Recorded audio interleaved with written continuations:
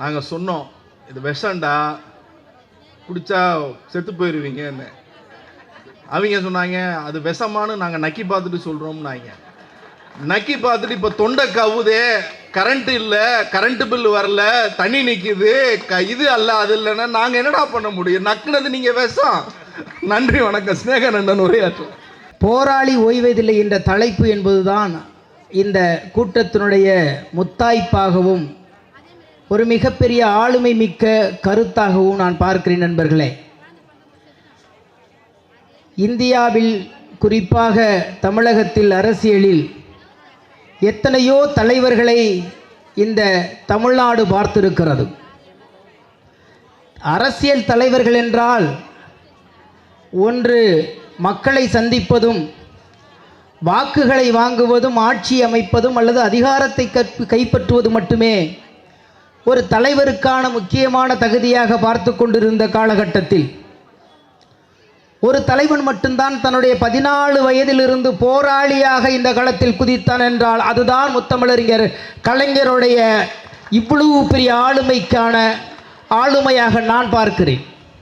அவருடைய சாதனைகள் எல்லாம் உங்களுக்கு தெரியாதது அல்ல, பட்டியலிடலாம். எல்லோரும் அதை பட்டியலிடத்தான் இருக்கிறார்கள். ஆனால் என்னுடைய பார்வை, எப்படி ஒருவன் தொடங்கிய காலத்திலிருந்து இந்த மண்ணை விட்டு வெளியேறுகிற காலை வரைக்கும் ஒருவன் போராளியாகவே வாழ முடியும், சலிக்காமல் போராடுகிற ஒரு குணம் என்பது கலைஞரிடம் இருக்கிற மிகப்பெரிய ஆயுதமாக நான் பார்க்கிறேன். நண்பர்களே, அவரை வெறும் அரசியல் தலைவராக மட்டுமே நாம் அடையாளப்படுத்திவிடக் கூடாது. ஒரு கலைக்குள் இருக்கிற அரசியலை கண்டுபிடித்தவர் அவர். ஒரு எழுத்துக்குள் இருக்கிற அரசியலை கண்டுபிடித்தவர் அவர். ஒரு சமூகத்திற்குள் இருக்கிற அரசியலை கண்டுபிடித்தவர் அவர். இங்கே சமத்துவத்துக்கான அரசியலை கண்டுபிடித்தவர் அவர். இப்படி பட்டியல் போட்டுக்கொண்டே இருக்கலாம். எழுத்தையும் அரசியலையும் ஒன்றிணைத்த மிகப்பெரிய விஞ்ஞானியாக நான் கலைஞர் அவர்களை பார்க்கிறேன். வெறும் ஓட்டு கேட்பதற்காக மேடையில் முழங்கிவிட்டு நகர்ந்து போவது தலைவருடைய பொறுப்பு அல்ல. இலக்கியத்துக்குள்ளும் அரசியலை புனைத்து வைத்தவர் அவர். கலை, இலக்கியம், பண்பாடு, கலாச்சாரம், இசை, வசனம் என்று தன்னுடைய எல்லா வகையான கைகளையும் விரித்து அரசியலை மக்களையும் ஒன்றிணைத்து இந்த மண்ணோடு மக்களோடும் பண்பாட்டோடும் கலாச்சாரத்தோடும் தன்னை பிணைத்து கொண்டு வாழ்ந்த ஒரே தலைவர் யார் என்றால் தமிழ்நாட்டில் மட்டுமல்ல, இந்தியாவில் மட்டுமல்ல, உலகத்திலேயே இத்தனை திறன்களை கொண்ட ஒரு தலைவராக கலைஞர் அவர்களை பார்க்கிறேன். அதனால்தான் அவருடைய ஆளுமை இன்றைக்கும் அவருடைய இடத்தை எவராலும் நிரப்ப முடியாது. இன்னைக்கு நான் ஆச்சரியப்பட்டு போவேன். அவருக்கு வருகிற விமர்சனங்கள், அவருக்கு வந்த விமர்சனங்களை மட்டும் அடுக்கி வைத்தால் இமயமலை இடுப்பளவுதான் இருந்திருக்கும். அவ்வளவு விமர்சனங்களையும் வாங்கி கொண்டு ஒரு மனிதனால் எப்படி சற்றும் குறையாமல் சோய்வறியாமல் இந்த மக்கள் பணியை ஆற்ற முடியும் என்பது தெரியவில்லை. இன்றைக்கு ஒரு விமர்சனத்தை கூட தாங்க முடியாமல் படபடத்து போகிற தலைவர்களை நாம் பார்த்து கொண்டிருக்கிறோம். 1000 விமர்சன கற்களை அள்ளி வீசிய போதும் என் மக்கள் என் மீதுதானே வாரி இறக்கிறார்கள், பரவாயில்லை, அவர்களுக்காக இதையும் தாங்கிக் கொள்வேன் என்று விமர்சனங்களை அடுக்கி புதியதொரு விடியலை சேகரித்து இன்றைக்கு ஒரு மிகப்பெரிய புரட்சியாளனாக, போராளியாக, எப்போதும் இந்த தமிழகத்தில் எங்கிருந்து பார்த்தாலும் ஆகாயம் தெரிவது போல எந்த திட்டத்தை, எந்த அரசியலை, எந்த செயல்பாட்டை, எந்த தலைமைத்துவத்தை எடுத்தாலும் கலைஞரை மீறிதான் எல்லா தலைவரையும் பார்க்க முடியும். அவ்வளவு பெரிய ஆளுமையை படைத்து விட்டு போயிருக்கிறார். நண்பர்களே, நீங்கள் சாதாரணமாக நீங்கள் பெற்ற தலைவர் சாதாரணமான தலைவர் அல்ல. அவர் அரசியல் தலைவர் என்ற ஒற்றை கூட்டுக்குள் கூட்டி விடாதீர்கள், குறுகி விடாதீர்கள். அவர் பறந்து விரிந்து ஆகாயம் போல் இருக்கக்கூடிய தலைவர். ஆனால் அவர் மீது பட்ட அந்த விமர்சனங்களை எல்லாம் அவர் தாங்கி கொண்டு தன்னை செதுக்கியதுதான் இன்ற திராவிட கழகத்துடைய ஆணிவேராக நான் பார்க்கிறேன். எனவேதான் நண்பர்களே, எப்படி ஒரு மனிதனால் இத்தனை துறைக்குள்ளும் இவ்வளவு ஆளுமையோடு இருக்க முடியும், கடைசி வரைக்கும் எப்படி போராட முடியும், அப்படியெல்லாம் வளைத்த இந்த கழகத்தினுடைய இந்த ஆணிவேர்கள் எல்லாம் இன்றைக்கு நாம் செய்ய வேண்டியது எல்லாமே அவருடைய தலைமைத்துவத்தை, அவருடைய அணுகுமுறையை, அவர் விமர்சனத்தை கடந்து போகக்கூடிய அந்த சாதுரியத்தை அடுத்த தலைமுறைகளும் கொண்டு சேர்க்க வேண்டியிருக்கிறது. அப்படி கொண்டு சேர்ப்பதுதான் கலைஞர் அவர்களுக்கு நாம் செய்கிற மிகப்பெரிய மரியாதை. எதிரிகளையும் பாராட்டுவது என்பது கலைஞரிடம் மட்டும்தான் இருந்தது. எதிரிகளுடைய திறன்களையும் பாராட்டுவது என்பது கலைஞரிடம் மட்டும்தான் இருந்தது. எத்தனை எதிர்ப்பு இருந்தாலும் ஒருவனிடம் திறமை இருந்தால் அவனை எக்காரணத்திலும் தவறிவிடக் கூடாது என்பதற்காக அருகில் வைத்துக்கொண்டு தன் எதிர்ப்புகள் தன் மீது எரிக்கப்பட்ட அத்தனை விமர்சனங்களையும் தூக்கி போட்டுக்கொண்டு அவரை பக்கத்தில் வைத்துக்கொண்டு வளர்த்துவிட நினைப்பவர் தான் கலைஞர்.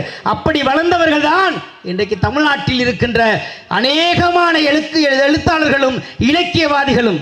ஆனால் கவியரசு வைரமுத்துக்கும் பா விஜய்க்கும் கிடைத்த வாய்ப்பு எனக்கு கிடைக்கவில்லை.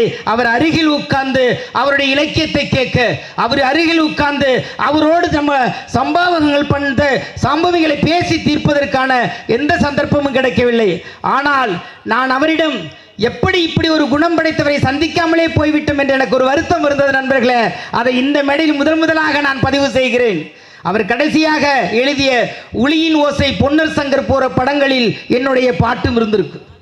ஆனால் அப்போது நான் எதிர்கூடாரத்தில் இருந்தேன். ஆனாலும் இசையமைப்பாளரிடமும் இயக்குனரிடம் அவர் சொன்னது, நல்ல கவிஞன் இருக்க வேண்டிய இடம் எது, கூப்பிட்டு பாட்டு கொடுங்கள் என்றால் எனக்கு அவ்வளவு மகிழ்ச்சி. ஒரு பக்கம் இருந்தாலும் இப்படி நேசிக்கக்கூடியவரை ஒரு முறை கூட நம்மளால் பார்க்க முடியவில்லையே என்ற ஏக்கம் இன்று வரைக்கும் இருந்து கொண்டிருக்கிறது. அந்த ஏக்கத்தை எல்லாம் இப்பேற்பட்ட மேடைகளில் தான் தீர்த்து கொள்ள வேண்டியிருக்கிறது. அந்த கடமைக்கு நன்றி சொல்லவும், அந்த அன்புக்கு நன்றி சொல்லவும், அந்த தலைமைத்துவத்துக்கு நன்றி சொல்லவும் தான் இந்த மேடையில் நின்று கொண்டிருக்கிறேன் தலைவர்களே. எனவே நாம் பெற்ற தலைவர் சொன்னாங்க நமக்கு முன்னாடி பேசும்போது, தமிழ் இந்தியா முழுக்க எத்தனை முதலமைச்சர்கள் இருந்தாலும், எத்தனை முதலமைச்சர்கள் இனி வந்தாலும் தேசிய கொடியை பிடித்து ஏற்றுவதற்கான உரிமையை பெற்றுக் கொடுத்தவர் கலைஞர் ஒருவர் தான் என்பதற்கு எங்கேயெல்லாம் தேசிய கொடி மாநிலங்களில் பறந்து கொண்டிருக்கிறதோ அதனுடைய முதல் கைப்பிடி கலைஞருடைய கைரேகை பதிந்து இருக்கிறது என்பதை அழுத்தமாக சொல்லலாம். அந்த மாதிரி இன்றைக்கு சமத்துவமாக இருக்கட்டும், இன்றைக்கு கோயில்களில் அனைத்து மதத்தினரும் அர்ச்சகராக முடியும் என்பது ஒரு மிகப்பெரிய சமத்துவத்தை விதித்தவர். எல்லா வகையிலும் சிந்தித்தாருங்க. அவருக்கு மட்டும் சிந்திக்கல. 1000 விமர்சனங்களாம் தூக்கி போடுங்க. கடவுளையே விமர்சிக்கிற ஒரு இது, கலைஞரை விமர்சிக்காதா என்ன, தூக்கி போடுங்கள். ஆனால் விமர்சனங்களை கடந்து ஆகாயம் போல் உயர்ந்து இருந்த அந்த மனிதனுடைய புகழாரத்தை அடுத்த தலைமுறையிடம் நாம் கொண்டு சேர்க்க வேண்டும். அதுதான் திராவிட கழகத்தினுடைய முதல் பணியாக இருக்க வேண்டும் என்று கூறி விடைபெறுகிறேன். நன்றி, வணக்கம். இன்றைக்கு நம்ம ஜனங்கள்லாம் ஓட்டு போட்டு அப்படியே எண்ணெய் கடாயில் கொதிக்கிற மாதிரி கொதிக்கிறாங்க. தெரியாமல் போட்டவங்க இருக்காங்க, தெரிஞ்சு போட்டவங்களாம் இல்லை, தெரியாமல் குழந்தைங்க சொல்லிச்சாது சொல்லி. ஆனால் இன்றைக்கு நம்முடைய தலைவருடைய 8ஆம் ஆண்டு நினைவு நாள் இன்றைக்கு நடைபெறுகிறது.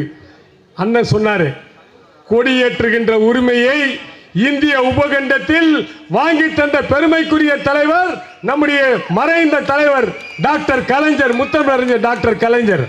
ஒன்றா இரண்டா, இன்னைக்கு இங்க ரேஷன் கடையில் பொருள் வாங்குறீங்க, இந்தியாவுக்கே தமிழ்நாடு நுகர்பொருள் வாணிப கழகம் என்பதை ஒன்றை துவக்கி வைத்து வழிகாட்டிய தலைவர் நம்முடைய முத்தமிழறிஞர் டாக்டர் கலைஞர். அதே போல உள்ளாட்சி மன்றங்களில் 33% பெண்களுக்கு இடஒதுக்கீடை தந்த தலைவன் நம்முடைய முத்தமிழறிஞர் டாக்டர் கலைஞர். சமத்துவபுரம் இன்றைக்கு அனைத்து ஜாதியினர், ஐயரா இருந்தாலும், செட்டியாரா இருந்தாலும், முதலியாரா இருந்தாலும், நாயுடா இருந்தாலும், மலையாளியா இருந்தாலும், யாரா இருந்தாலும் ஒரே இடத்திலே நூற்றுக்கணக்கான குடும்பங்களை ஒரு குடையின் கீழ் அமைத்து இந்திய உபகண்டத்தில் ஜாதிகளுக்கு தமிழ்நாட்டில் இடமில்லை என்று சொன்ன தலைவனுக்கு இன்றைக்கு 8ஆம் ஆண்டு நினைவு கூறுகிறோம். சமத்துவபுரம் டைட்டல் பார்க். இன்றைக்கு நம்முடைய பிள்ளைகள் மேலை நாட்டிலே இன்றைக்கு கம்ப்யூட்டர் துறையிலே பல துறைகளிலும் இன்ஜினியராக வல்லுநர்களாக இருக்கிறார்கள் என்றால் அந்த சென்னையிலேயே இந்திய உபகண்டத்திலேயே டைட்டல் பார்க் என்ற ஒன்றை துவக்கி வைத்த பெருமைக்குரிய தலைவர் நம்முடைய முத்தமிழறிஞர் டாக்டர் கலைஞர். இடஒதுக்கீடா அவர் போட்ட சட்டத்தை இனி எவனாலும் திருத்த முடியாது இந்திய உபகண்டத்திலே. அது எந்த சுப்ரீம் கோர்ட்டுக்கு போனாலும் நம்முடைய தலைவர் எந்தெந்த ஜாதிக்கு எந்த இடஒதுக்கீடு கொடுத்தாலும் அது நிற்கும் நிலைக்கும். இப்போ எடப்பாடி ஒன்று கொடுத்தாரு, வன்னியருக்கு நின்றுதா? அதான் எந்த ஒன்றையும் ஆராய்ந்து செய்யக்கூடிய வலிமையான தலைவர் நம்முடைய முத்தமிழறிஞர் டாக்டர் கலைஞர். ஆணவ கொலைகள்லாம் இன்னைக்கு நடக்குது, இதுக்கெல்லாம் அன்னைக்கு கடுமையான சட்டம் போட்டார். ஒவ்வொரு இடங்களிலும் இன்றைக்கு சட்டம் ஒழுங்கை பாதுகாத்ததில் நம்முடைய தலைவர் முத்தமிழறிஞர் டாக்டர் கலைஞர். இன்னைக்கு சும்மா ஒரு 2000 கோடி கூட ஒதுக்க முடியல விவசாயத்துறையில்.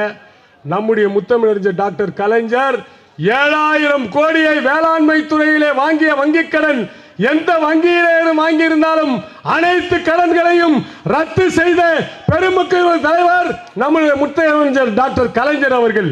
இன்றைக்கு 1 2 அல்ல, எல்லா துறைகளிலும் இன்றைக்கு சாதனைகளை நிகழ்த்தியிருக்கிறார். இந்திய உபகண்டத்துக்கே இன்றைக்கு வழிகாட்டியிருக்கிறார். மண்டல் கமிஷன் என்ற ஒன்றை அமைத்து விபி சிங் மூலம் இந்திய உபகண்டத்திற்கே வழிகாட்டியிருக்கிறார். ஒவ்வொரு துறைகளிலும் இன்றைக்கு இந்திய அரசியல் சட்டத்திலே அண்ணல் அம்பேத்கருக்கு பின்னால் எதை வேணாலும் தேட வேண்டும் என்றால் நம்முடைய முத்தமிழறிஞர் டாக்டர் கலைஞருடைய புத்தகத்தை எடுத்தால் போதும். அவர் செய்த சாதனைகளை, அவர் செய்த 3/4 நூற்றாண்டு காலம் பத்திரிகை துறையா முத்தமிழறிஞர் டாக்டர் கலைஞர், திரைப்பட துறையா முத்தமிழறிஞர் டாக்டர் கலைஞர், அரசியல் துறையா முத்தமிழறிஞர் டாக்டர் கலைஞர். இந்திய உபகண்டம் எந்த போராட்டமாக இருந்தாலும் நம்முடைய தலைவரை பார்த்து இந்திரா காந்தி அம்மையாரே வியக்க வைத்த தலைவர் இன்றைக்கு நம்முடைய முத்தமிழறிஞர் டாக்டர் கலைஞர். போன வாரம் பார்த்தீங்கன்னா 10 நாளைக்கு முன்னாடி நம்ம எதிர்கட்சி தலைவரை அரெஸ்ட் பண்ணுறதுக்கு முயற்சி எடுத்து நீதிமன்றம் சொல்லுது அவரை 12 மணிக்கு முன்னாடி கை வைக்கக்கூடாது, நான் திரும்பி வந்து ஆய்வு பண்ணிட்டு உங்களுக்கு டைம் சொல்கிறேன்னு சொன்னால் அதுக்குள்ள அவசரம் 7:30 மணிக்கெல்லாம் வீட்டுக்கு வந்து இதையெல்லாம் முரண்பாடாக செய்தார்கள். இன்னைக்கு நைட்டு நள்ளிரவிலேயே கழகத்தோர்கள் இந்திய உபகண்டத்திலேயே ஒரு கட்சி 3000 இடங்களிலே ஆர்ப்பாட்டங்களை நடத்தி இந்தியாவின் வலிமை மிக்க கட்சி என்று திராவிட முன்னேற்ற கழகம் என்பதை பதிவு செய்திருக்கிறோம். மீண்டும் வருவோம், மீண்டும் வருவோம், எழுந்து வருவோம்.